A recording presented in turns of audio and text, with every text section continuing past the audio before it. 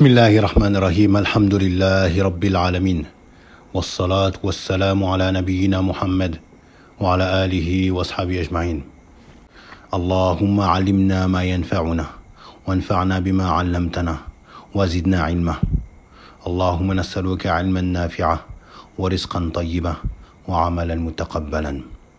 On demande à Allah subhanahu wa ta'ala qu'il nous enseigne ce qui nous sera profitable et qu'il nous fasse profiter de ce qu'il nous a enseigné.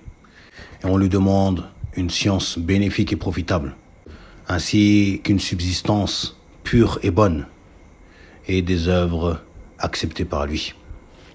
Allahumma salli ala abdika wa rasulika Muhammadin sallallahu alayhi wa sallam.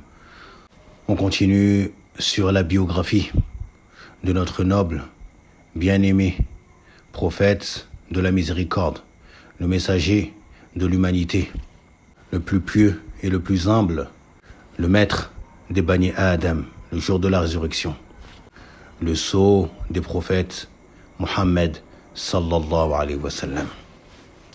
Au cours précédent, nous avons mentionné le récit concernant le pacte d'Al-Hudaybiyah qui a eu lieu vers la fin de l'année 6 de l'Hégire du prophète sallallahu alayhi wa sallam, à savoir au mois de Dhul Qa'dah, qui est l'avant-dernier mois de l'année hégirienne. Alors que le prophète sallallahu alayhi wa sallam s'était rendu à la Mecque afin de pouvoir effectuer la Umrah. Mais il avait été empêché par les associateurs de la Mecque qui lui ont interdit l'accès à la mosquée sacrée et donc de surcroît de faire les rites de la Umrah.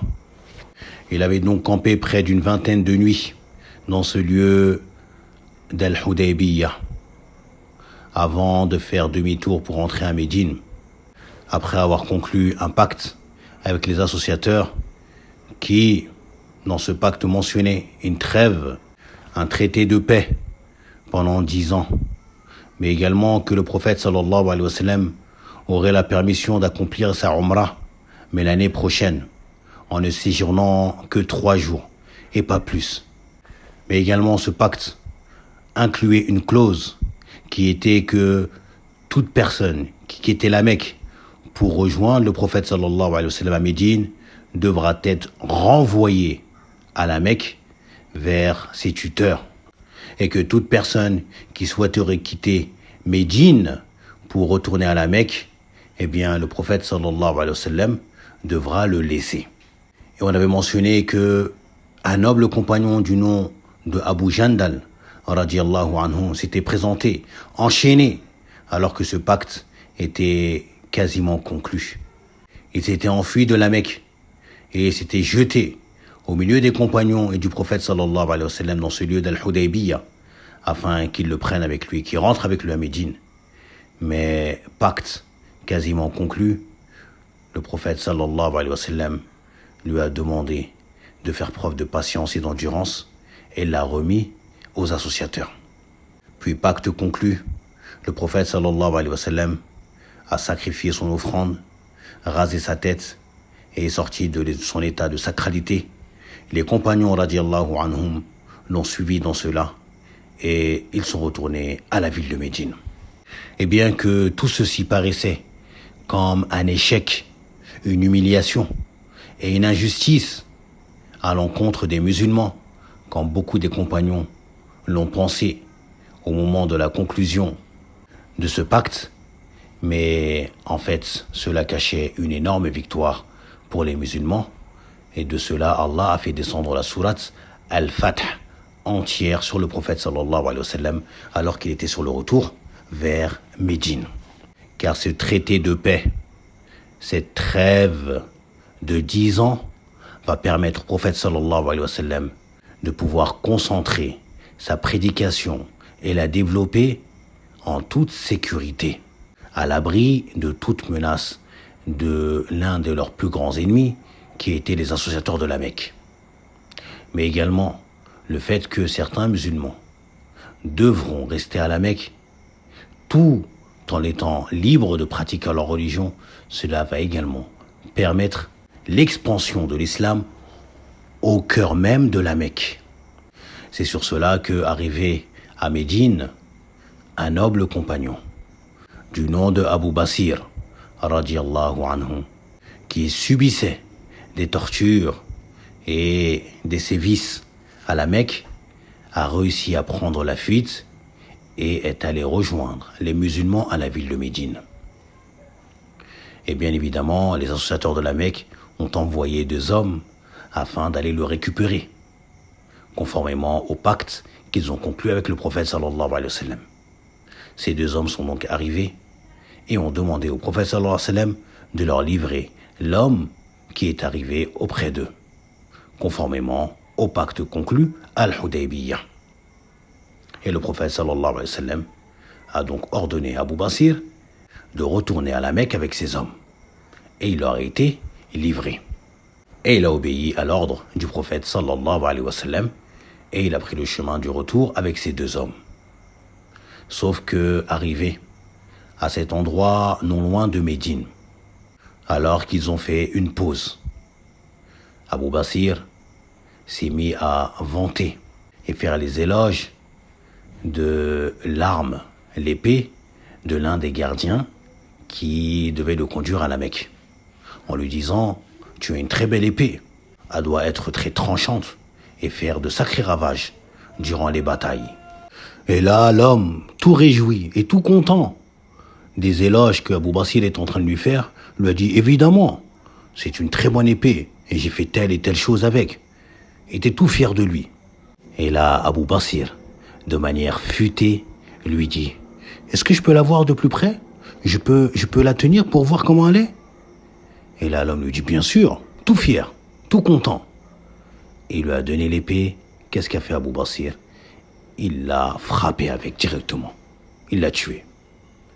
L'autre, pris de peur, a pris la fuite jusqu'à Médine, en se jetant devant le prophète sallallahu alayhi wa sallam, en l'informant de ce qu'avait fait son compagnon, qu'il avait tué son collègue et qu'il va le tuer à son tour. Et là, Abu Basir qui arrive devant le prophète sallallahu alayhi wa sallam, avec en main l'épée de ce gardien qui venait de tuer, et il dit au prophète sallallahu alayhi wa sallam, eh bien, ta responsabilité est maintenant déchargée. Toi, tu m'as remis à eux, et Allah m'en a libéré. Et là, le prophète sallallahu alayhi wa sallam s'est exclamé, en disant dans le sens, mais celui-ci veut rallumer la flamme de la guerre entre nous. Et Abu Basir a compris que ce qu'il venait de faire n'avait pas plu au prophète sallallahu alayhi wa sallam. Qu'est-ce qu'il a fait? Et il s'est mis à reculer, s'éloigner du messager d'Allah sallallahu alayhi wa sallam et de ce gardien, car il avait compris que le prophète sallallahu alayhi wa sallam allait le remettre une fois de plus à ce gardien comme prisonnier pour qu'il le ramène à la Mecque. Et là, il a quitté Médine pour aller se réfugier dans des collines près de la mer. Par la suite, le compagnon Abu Jandal, qui a pris connaissance du campement de Abu Basir dans ces collines près de la mer, eh bien, il a réussi à s'enfuir de la Mecque et est allé directement rejoindre Abu Basir à cet endroit.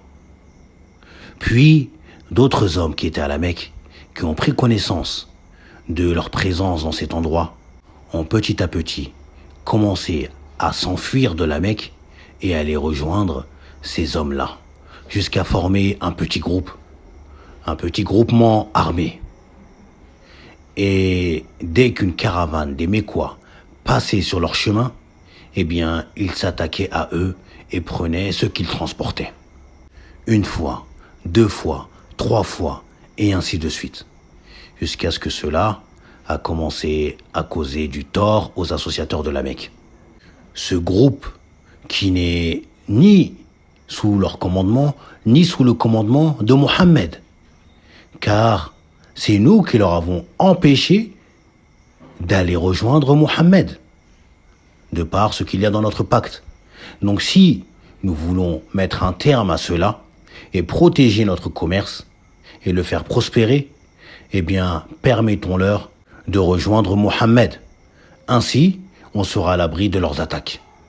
Et donc, ils ont envoyé un message au prophète sallallahu alayhi wa sallam en lui demandant et lui autorisant de garder toute personne qui souhaiterait quitter la Mecque pour le rejoindre.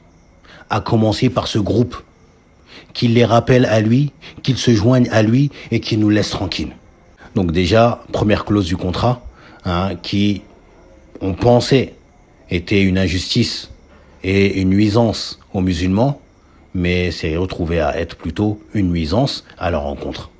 Et là, le prophète sallallahu alayhi wa sallam a ordonné à Abu Basir et ses hommes de rentrer à Médine et de se joindre à lui. Alhamdulillahi Rabbil Alamin. C'est dans cette période également qu'il est mentionné que le prophète sallallahu alayhi wa sallam a profité de cette trêve, comme on l'a déjà dit, de concentrer sa prédication vers les autres contrées. Comment? En envoyant des messagers avec des lettres appelant les différents gouverneurs à l'islam. Que ce soit au roi du Bahreïn, que ce soit à César, roi des Romains, que ce soit à Kisra, le roi des Perses, que ce soit au roi d'Égypte. Plusieurs lettres et messagers ont été envoyés dans les différentes contrées afin d'appeler les gouverneurs et les gouvernés à l'islam. Certains ont répondu favorablement, d'autres se sont enorgueillis et ont refusé l'islam. Et dans tout cet élan de prédication, restait néanmoins un ennemi dont les poitrines sont emplies d'aversion, de jalousie, de haine à l'égard du prophète sallallahu alayhi wa sallam et de ses compagnons.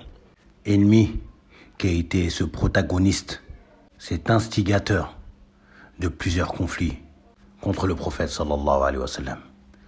Il s'agissait des Juifs repliés dans cette cité de Khaybar, qui se situe à près de 150 km au nord de la ville de Médine, près de 3 jours de marche. Une cité composée de forteresses, construite sur une terre qui regorge de sources d'eau. Cité dans laquelle s'y retrouvent toutes sortes de nourriture et aliments qui peuvent leur suffire pendant des années. De par cette terre féconde et propice à la culture qui ne manque nullement d'eau, sans parler des biens abondants et de richesses qui se trouvaient dans ces forteresses. Sans oublier une armée composée d'un grand nombre de combattants expérimentés et d'un arsenal de guerre. Mais tout ceci n'effrayait point le prophète sallallahu alayhi wa sallam, ni ne l'a fait reculer. C'est durant le mois d'Al-Muharram, de cette année 7 de l'Hégire du prophète sallallahu alayhi wa sallam, qu'il a décidé de prendre la route et d'aller marcher sur la cité de Khaybar, afin d'en finir avec ces mécréants et les nombreux torts qu'ils causent à l'islam, au prophète sallallahu alayhi wa sallam et à ses compagnons. Car il était le berceau des complots contre l'islam et le prophète sallallahu alayhi wa sallam. Il est donc sorti sallallahu alayhi wa sallam en ordonnant aux compagnons qui étaient présents avec lui lors du pacte d'Al-Hudaybiyah, ceux qui lui ont prêté allégeance sous cet arbre, de combattre jusqu'à la mort et de ne point prendre la fuite. Il a ordonné à ses hommes, uniquement ses hommes, de l'accompagner. Et ils ont tous répondu favorablement à cet appel, radiyallahu anhum, sachant que cette expédition était, sans qu'ils ne le sachent, une compensation et le fruit d'une promesse d'Allah subhanahu wa ta'ala au prophète sallallahu alayhi wa sallam et à ses compagnons qui étaient avec lui lors de l'Hudaybiyah, comme Allah azza wa jal l'a dit dans la sourate Al-Fath, qui est la sourate qui est descendue après que le prophète sallallahu alayhi wa sallam ait conclu le pacte d'Al-Hudaybiyah et qu'il s'apprêtait à rentrer à Médine. Il dit Allah subhanahu wa ta'ala au verset 20 de cette sourate: وَعَدَكُمُ مَغَانِمَ كَثِيرَةً تَأْخُذُونَهَا فَعَجَّلَ لَكُمْ هَذِهِ. Il dit sur une traduction approximative du sens de ce verset 20 de la sourate Al-Fath, qui est la sourate numéro 48, Allah vous a promis un abondant butin que vous prendrez, et il a hâté pour vous celui-ci. Et ce butin abondant et riche est le butin qui va être saisi après la bataille de Khaybar. Donc le prophète sallallahu alayhi wa sallam quitte la ville de Médine avec ses près de 1400 compagnons, radiyallahu anhum. Bien évidemment, cela n'est pas resté secret, mais plutôt au vu de tous, donc au vu des hypocrites, qui ne se sont pas gênés d'envoyer un message aux Juifs de Khaybar pour les informer de la sortie du prophète Mohammed sallallahu alayhi wa sallam en leur direction pour les attaquer, les encourageant à prendre position et à rester fermes en leur indiquant qu'il n'est avec lui qu'un petit groupe d'hommes qui ne sont pas expérimentés dans la guerre, alors que eux sont un grand groupe de combattants expérimentés. Et les Juifs ayant reçu ce message ont fait appel à la tribu de Ghatafan afin qu'ils viennent s'unir à eux, leur porter soutien et assistance et en finir avec Mohammed et ses hommes. Bien évidemment, la tribu de Ghatafan, qui était alliée à eux, qui ont participé également à la bataille des coalisés, la bataille des tranchées, aux côtés des Juifs et des associateurs. Mais, comme on avait mentionné, ce sont des gens qui ont cette convoitise des biens de ce bas monde. C'est pour cela qu'ils ont émis comme condition aux Juifs de Khaybar que s'ils viennent les aider et les assister contre Mohammed, qu'ils leur donneraient la moitié de leur récolte. Et les Juifs ont accepté cela, car c'était pour eux un moyen de mettre un terme à Mohammed et surtout de protéger leurs intérêts. Donc cette tribu de Ghatafan qui s'est préparée à sortir afin d'aller rejoindre les forteresses de Khaybar et de les soutenir et les assister contre le prophète sallallahu alayhi wa sallam. Le prophète sallallahu alayhi wa sallam ayant pris le chemin a demandé à ce que leur guide les fasse passer par un chemin qui puisse faire une sorte d'écran entre les Juifs de Khaybar et la tribu de Ghatafan, ce qui pourrait les empêcher d'aller le rejoindre. Et c'est ce qui a eu lieu, alhamdulillah. Mais lorsque la tribu de Ghatafan sont sortis, ils ont entendu comme du vacarme derrière leur dos. Et ils ont pensé qu'en fait, le prophète sallallahu alayhi wa sallam et ses compagnons avaient profité de leur sortie pour aller les attaquer. Et ils ont pris peur pour leurs femmes et leurs enfants. Et ils ont fait demi-tour. Et donc ne sont pas allés à la rescousse des Juifs de Khaybar. Donc maintenant livrés à eux-mêmes. Puis une fois arrivés à Khaybar, le prophète sallallahu alayhi wa sallam et ses compagnons ont pris position. Et ils ont établi leur campement. Et là, un véritable casse-tête va s'engager du côté des musulmans. À savoir, comme on l'a mentionné précédemment, que Khaybar était composé de forteresses, de châteaux forts, quasiment imprenables. Comme il est mentionné, il y en avait près de 8 qui étaient solides et quasiment imprenables. Quant aux autres, ils étaient plus petits et plus faciles.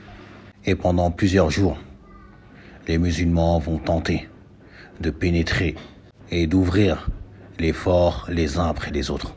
Parmi ces forteresses qui ont été très difficiles aux musulmans de pouvoir y pénétrer, il y a la forteresse de Mihrab, car les forteresses portaient des noms. Et celle-ci portait le nom d'un grand guerrier et combattant juif du nom de Mihrab. Il est mentionné que les musulmans sont restés bloqués à tenter de pénétrer, de faire tomber cette forteresse pendant près de 8 à 9 jours. Tout y est passé, toutes sortes d'attaques, jusqu'à ce qu'ils ont même utilisé des catapultes. Et ce grand combattant juif du nom de Mihrab, qui sortait et défiait les musulmans en combat, en duel, et il lançait des vers de poésie. Et là, l'un des compagnons du prophète sallallahu alayhi wa sallam, du nom de Amir ibn al-Aqwa' al-Ansari radiallahu anhu, est sorti pour le combattre en duel. Et il a lancé également des vers de poésie radiallahu anhu, sachant que pendant leur trajet le trajet du prophète sallallahu alayhi wa sallam et ses compagnons vers Khaybar, eh bien les compagnons avaient demandé à Amir, qui était connu pour lancer de jolis vers de poésie, ils lui ont demandé de lancer des vers de poésie afin de les encourager. Et il a lancé de jolis vers de poésie dans lesquels il faisait les éloges d'Allah subhanahu wa ta'ala et de cette noble religion qu'est l'islam et du prophète sallallahu alayhi wa sallam. Lorsque le prophète sallallahu alayhi wa sallam a entendu cela, il a demandé « Qui proclame ces vers ?» On lui a dit « Il s'agit de Amir ibn al-Aqwa ». Et là le prophète sallallahu alayhi wa sallam a dit « Yarhamuhullah » qu'Allah lui fasse miséricorde. Et là certains compagnons ont dit « Ya Rasulallah, tu le vois donc mourir en martyr ?» Donc ce noble compagnon Amir ibn al-Aqwa radiyallahu anhu est donc sorti pour combattre ce grand guerrier juif Mihrab. Et lorsqu'ils sont retrouvés face à face, eh bien Mihrab lui a lancé un coup d'épée que Amir ibn al-Aqwa a contré avec son bouclier et tout de suite lui a lancé un coup d'épée, mais son épée étant trop courte est revenue sur lui-même et l'a frappé au bas du genou, ce qui a causé sa mort. Radiallahu anhu. Sur cela, certains compagnons se sont exclamés « Oh, Amir a annulé ses œuvres ». Pour eux, il s'était suicidé. Et là, son cousin, Salamatu ibn al-Aqwa, radiallahu anhu, qu'on a mentionné dans les récits précédents, notamment dans le pacte d'Al-Hudaybiyah, on a mentionné qu'il a prêté allégeance au prophète sallallahu alayhi wa sallam à 3 reprises, mais également dans la sortie du prophète sallallahu alayhi wa sallam pour Dhi Qarad, lorsque cet homme et ses comparses étaient venus à Médine et avaient volé les chameaux du prophète sallallahu alayhi wa sallam. Eh bien, on avait mentionné que le compagnon qui les avait aperçus et qui les a poursuivis à pied, eh bien, était Salamatu ibn al-Aqwa, qui était très rapide à la course à pied, radiyallahu anhu. Donc, lorsque Salamatu ibn al-Aqwa a entendu ces paroles de certains des compagnons du prophète sallallahu alayhi wa sallam, disant que Amir avait annulé ses œuvres, il est allé voir le prophète sallallahu alayhi wa sallam en pleurant. Il a dit, Ya Rasulallah, est-ce vrai que Amir a annulé ses œuvres? Le prophète a dit, qui a dit ça? Il a dit, certains de tes compagnons. Et là, le prophète sallallahu alayhi wa sallam a dit, a menti celui qui a dit cela.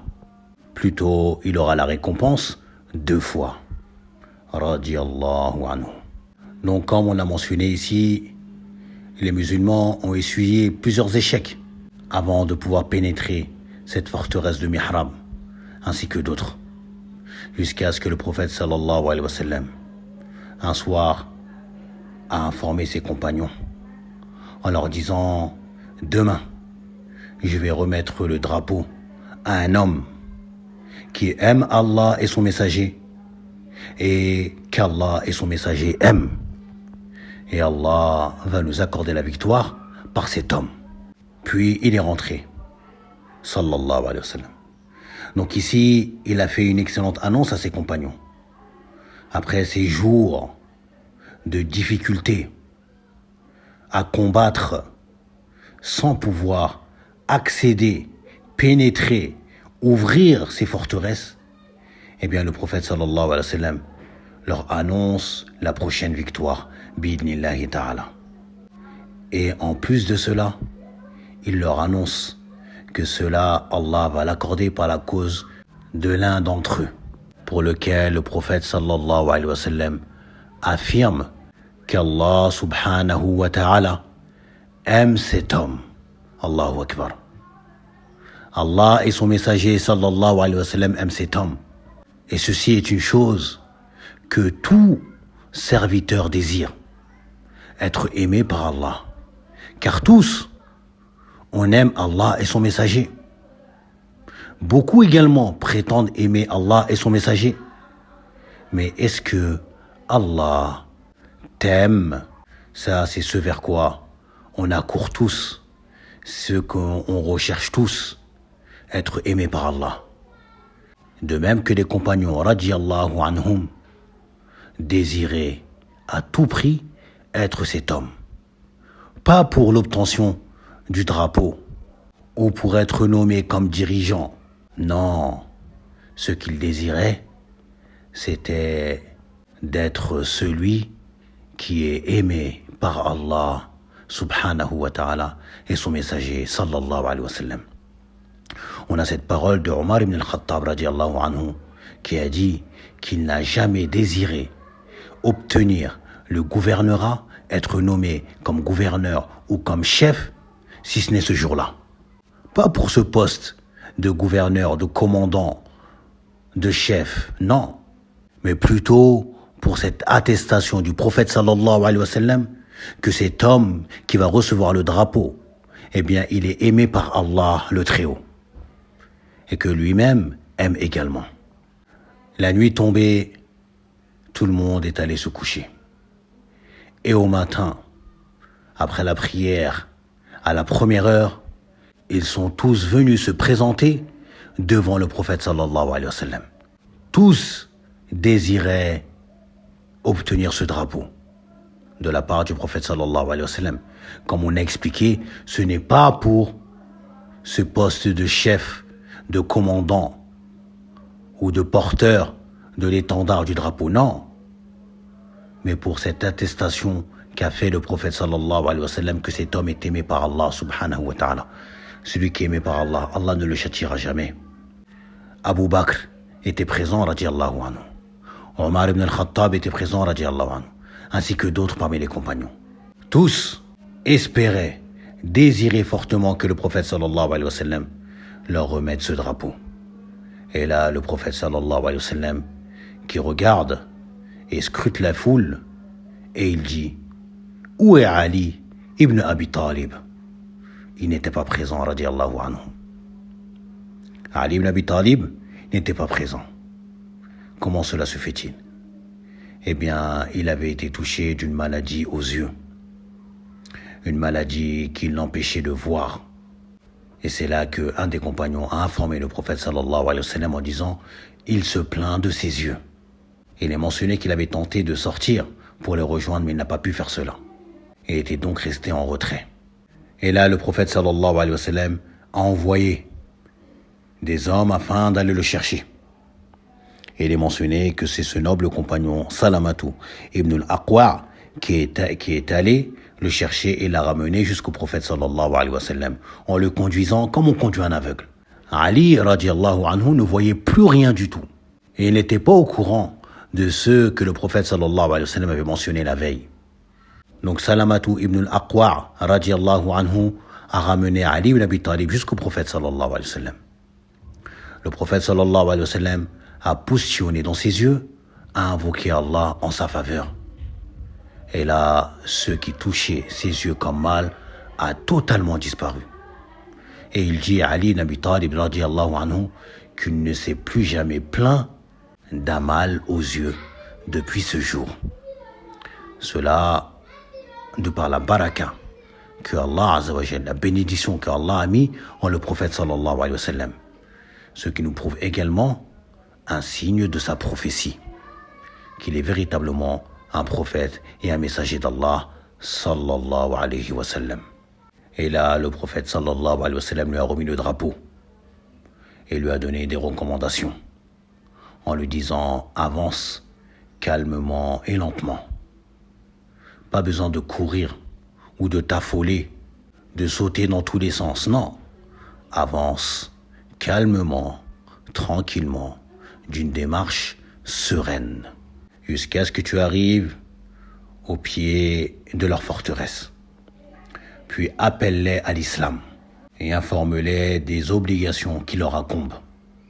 Et il lui a dit, sallallahu alayhi wa sallam, qu'Allah guide un homme par ton biais, par ta cause, est meilleur pour toi que les chamelles rousses, qui étaient parmi les biens les plus prisés par les Arabes à cette époque.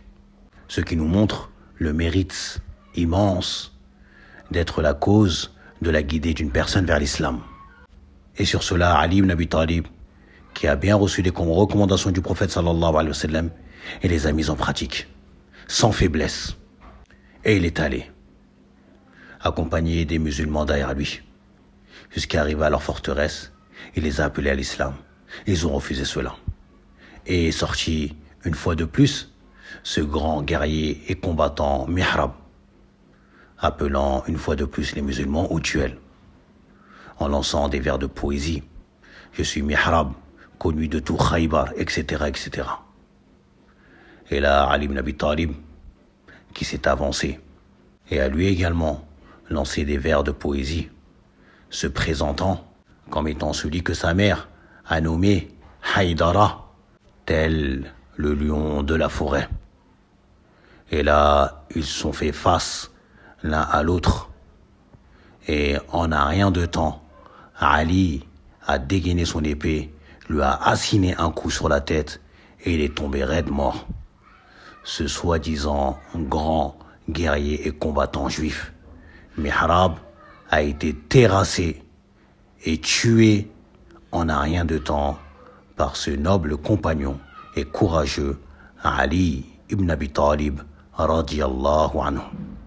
Et là, la panique s'est gagnée dans la troupe de ce Mihrab en voyant leur commandant tomber si rapidement.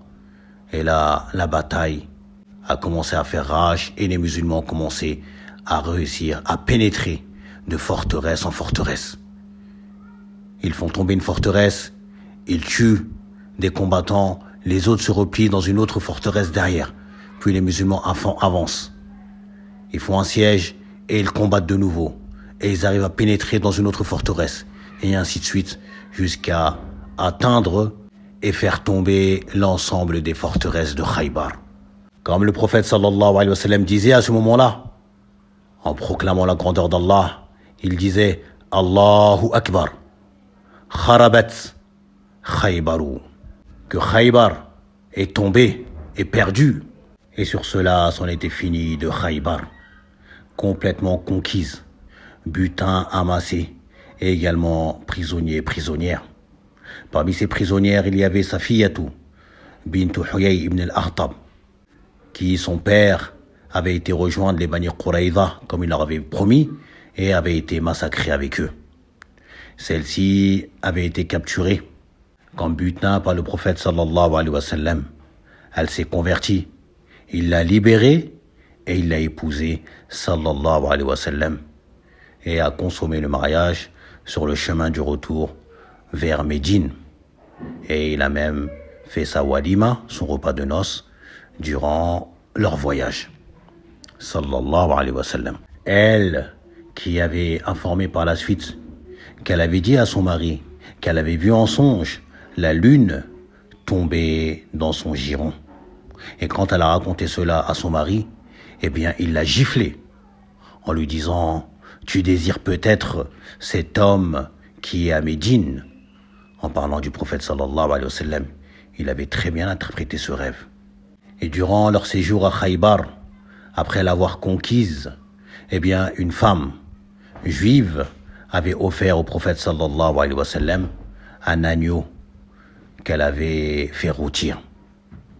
Et elle l'avait empoisonné, une partie de cet agneau, plus particulièrement l'épaule.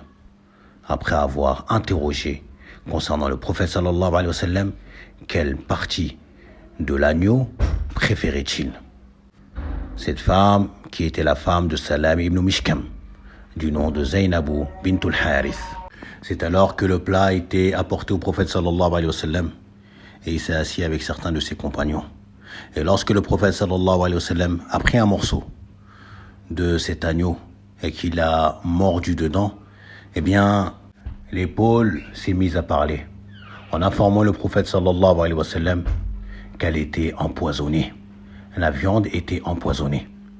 Et le prophète sallallahu alayhi wa sallam n'a pas avalé et l'a recraché directement et informé ses compagnons. Mais le compagnon Bishr ibn al-Bara ibn Maghrour radiyallahu anhu lui avait déjà mangé et il est mort suite de cet empoisonnement radiyallahu anhu. Le prophète sallallahu alayhi wa sallam a appelé cette femme en lui disant « As-tu empoisonné cet agneau ?» Elle a répondu « Oui ». Et il lui a dit « Pourquoi as-tu fait cela? Qu'as-tu voulu par cela ?» Elle a dit « J'ai voulu que si tu étais véritablement un prophète, eh bien cela ne t'aurait causé aucun mal. Et si plutôt tu étais autre qu'un prophète, eh bien, on se serait débarrassé de toi. Et le prophète sallallahu alayhi wa sallam lui a pardonné. Car le prophète sallallahu alayhi wa sallam ne se venge pas pour sa propre personne. Mais lorsque le compagnon Bishr est décédé de suite de cet empoisonnement, eh bien le prophète sallallahu alayhi wa sallam a fait appliquer sur elle la loi du talion. Et elle a été tuée pour le meurtre de ce compagnon, radiyallahu anhu. Également, il est mentionné que durant leur séjour, eh bien, une famine avait touché les compagnons, radiyallahu anhum, qui, pour certains, se sont mis à sacrifier des ânes domestiques. Et ils ont rempli des marmites afin de les cuisiner et de les manger.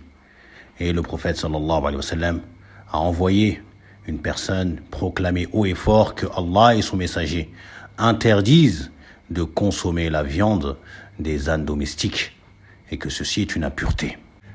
Et alors que la bataille de Khaybar était finie et que le prophète sallallahu alayhi wa sallam s'apprêtait à partager le butin amassé durant cette bataille entre ces combattants, ces 1400 combattants parmi les compagnons du prophète sallallahu alayhi wa sallam, ceux qui avaient participé au pacte d'Al-Hudaybiyah, c'est alors qu'est arrivé le noble compagnon Ja'far ibn Abi Talib ainsi que ses compagnons, ceux qui avaient fait la première hijra en Abyssinie et qui n'étaient pas encore rentrés à Médine pour rejoindre le prophète sallallahu alayhi wa sallam et ses compagnons. De même que le noble compagnon Abu Musa al-Ash'ari, qui également avait embarqué un bateau depuis le Yémen pour rejoindre la ville de Médine. Mais ce bateau les a fait échouer en Abyssinie et ils sont restés en compagnie de Ja'far ibn Abi Talib ainsi que les autres compagnons du prophète sallallahu alayhi wa sallam jusqu'à cette année 7 de l'Hégire où le roi Al-Najashi de l'Abyssinie, rahimahullahu ta'ala, leur a mis à leur disposition un bateau afin de les conduire jusqu'à Médine. Et ils sont arrivés et ils ont pris connaissance que le prophète sallallahu alayhi wa sallam était sorti pour Khaybar et Ja'far ibn Abi Talib ainsi que certains hommes sont allés à la rencontre du prophète sallallahu alayhi wa sallam et la bataille était déjà terminée. Le prophète sallallahu alayhi wa sallam, quand il l'a vu, Ja'far, qui est le fils de son oncle paternel, donc son cousin direct, le prophète sallallahu alayhi wa sallam l'aimait énormément. C'était le grand frère de Ali ibn Abi Talib. Le prophète sallallahu alayhi wa sallam s'est levé directement et l'a embrassé entre les deux yeux sur son front. Et il a dit sallallahu alayhi wa sallam, je ne sais pas lequel de ces deux événements me procure plus de joie. Est-ce la conquête de Khaybar ou bien la venue de Ja'far? Sallallahu alayhi wa sallam wa radiyallahu anhum ajma'in. Il est mentionné que également c'est cette année qu'est venu le noble compagnon Abu Hurayrata radiyallahu anhu. Il est arrivé à Médine, il est rentré dans la mosquée et il a trouvé Sibar ibn al-Ghurfata radiyallahu anhu que le prophète sallallahu alayhi wa sallam avait désigné comme son remplaçant. Il est rentré dans la mosquée du prophète sallallahu alayhi wa sallam et il a trouvé Sibar en train de diriger la prière pour les musulmans. Et à la fin de la prière, il est allé se présenter à Sibar, qui l'a informé de la sortie du prophète sallallahu alayhi wa sallam pour Khaybar, mais Abu Hurayra, qui faisait partie des pauvres, il était pauvre, il n'avait rien. Et il n'avait rien pour aller rejoindre le prophète sallallahu alayhi wa sallam. Donc Sibar lui a donné des provisions et de quoi l'emmener jusqu'à là-bas. Et il est arrivé, il a trouvé le prophète sallallahu alayhi wa sallam avec ses compagnons qui partageaient le bulletin. Et il a demandé au prophète sallallahu alayhi wa sallam de lui accorder une part. Et le prophète sallallahu alayhi wa sallam a demandé l'autorisation à ses compagnons qui ont participé à cette bataille, à qui revient de droit ce butin, de lui permettre d'associer Abu Hurayra dans le partage et de lui accorder une part du butin. Chose qu'ils ont acceptée, radiyallahu anhum ajma'in. Et ça a été de même pour Ja'far ibn Abi Talib, ainsi que ceux qui sont venus avec lui comme Abu Musa al-Ash'ari, radiyallahu anhum ajma'in. Il est mentionné que près de 20 hommes parmi les musulmans sont morts martyrs durant cette bataille, radiyallahu anhum ajma'in. Et un large butin avait été amassé, que ce soit des terres qui ont été partagées entre les compagnons, mais également d'énormes biens. au point où on a cette parole de Abdullah ibn Omar qui a dit, radiyallahu anhuma, dans le sens qu'ils se sont rassasiés qu'après avoir conquis Khaybar, que c'est seulement après Khaybar qu'ils ont commencé à manger jusqu'à être rassasiés, radiyallahu anhum. De même que Aïcha, radiyallahu anha, s'est exclamée lorsque Khaybar a été conquise en disant « Maintenant, nous allons nous rassasier de dattes ». Comme on a mentionné cette cité, qui avait une terre féconde, de nombreux palmiers et de nombreuses cultures, au point où les Juifs de Khaybar ont fait un pacte avec le prophète sallallahu alayhi wa sallam en le suppliant de le laisser vivre sur la terre de Khaybar et qu'ils vont exploiter la terre et partager les récoltes avec le prophète sallallahu alayhi wa sallam, car ils connaissent très bien la terre et ils savent comment la cultiver de bonne manière. Et le prophète sallallahu alayhi wa sallam a accepté ce pacte avec eux, à savoir qu'ils restent vivre sur la terre de Khaybar, qu'ils vont exploiter, cultiver et qu'ils partageraient les récoltes à moitié avec le prophète sallallahu alayhi wa sallam. C'est sur cela que le prophète sallallahu alayhi wa sallam a fait demi-tour vers la ville de Médine et comme on a mentionné, il a consommé ce mariage qu'il avait conclu avec sa fille bint Huyay radiyallahu anha et également il a offert un repas de noces pour son mariage avec sa fille, repas qui était composé de dattes et de certains aliments sans viande. À noter qu'il n'est pas une condition que le repas de noces soit composé de viande. Et sur son chemin vers la ville de Médine, il est passé par la cité de Fadak. Et ces gens qui avaient pris connaissance de ceux qui venaient d'arriver aux gens de Khaybar, eh bien, ils ont envoyé directement un message au prophète sallallahu alayhi wa sallam afin de conclure d'un pacte de paix en échange de biens. Et le prophète sallallahu alayhi wa sallam a accepté cela. Puis toujours sur son chemin du retour, il est passé vers Wadi al-Qura et il est mentionné qu'il les a appelés à l'islam et que plutôt que d'accepter directement, l'un d'eux sort et demande un duel. Et le noble compagnon Az-Zubayr ibn al-Awwam radiyallahu anhu sort du rang des musulmans, combat et le tue. Puis le prophète sallallahu alayhi wa sallam réitère son appel à l'islam et un autre sort. Et Zubayr qui continue et le tue. Et à chaque fois qu'il en tue un, le prophète sallallahu alayhi wa sallam donc les appelle à l'islam jusqu'à ce qu'ils ont abdiqué. Et butin a été amassé et certaines personnes parmi les compagnons du prophète sallallahu alayhi wa sallam se sont permis de prendre certaines choses avant que cela ne soit partagé. Comme ce servant qui travaillait pour le prophète sallallahu alayhi wa sallam du nom de Mid'ama, qui alors qu'il était en train de préparer la monture du prophète sallallahu alayhi wa sallam, eh bien une flèche sortie de nulle part l'a touché, l'a tué. Et là, les compagnons se sont exclamés « Quelle chance qu'il a, félicitations à lui, il a obtenu le martyre ». Et là, le prophète sallallahu alayhi wa sallam a dit « Plutôt que non, en jurant par celui qui tient son âme dans sa main, que le manteau qu'il a pris avant qu'il ne soit partagé dans le butin, le brûlera de feu. » Et lorsque le prophète sallallahu alayhi wa sallam a dit ces paroles, eh bien, un autre homme est avancé et il avait pris des sortes de lacets ou de cordes qu'il avait prises avant que partage ne soit fait du butin. Et il a dit, Ya Rasulallah, voilà ce que moi j'ai avec. Le prophète sallallahu alayhi wa sallam s'est exclamé en disant, un lacet de feu, cela pour mettre en garde les autres compagnons, radiyallahu anhum, car ceci n'est pas permis de se servir avant que le butin ne soit partagé. Et sur cela, il est rentré dans la ville de Médine, sallallahu alayhi wa sallam, avec ses compagnons, radiyallahu anhum ajma'in. Et nous sommes toujours dans le début de cette année 7 de l'Hégire, car cette bataille de Khaybar a duré pas plus d'une vingtaine de jours. On va s'arrêter là. Subhanakallahumma wa bihamdik wa ashhadu an la ilaha illa ant wa astaghfiruka wa atubu ilayk. وصلى الله وسلم وبارك على محمد وعلى آله وأصحابه أجمعين.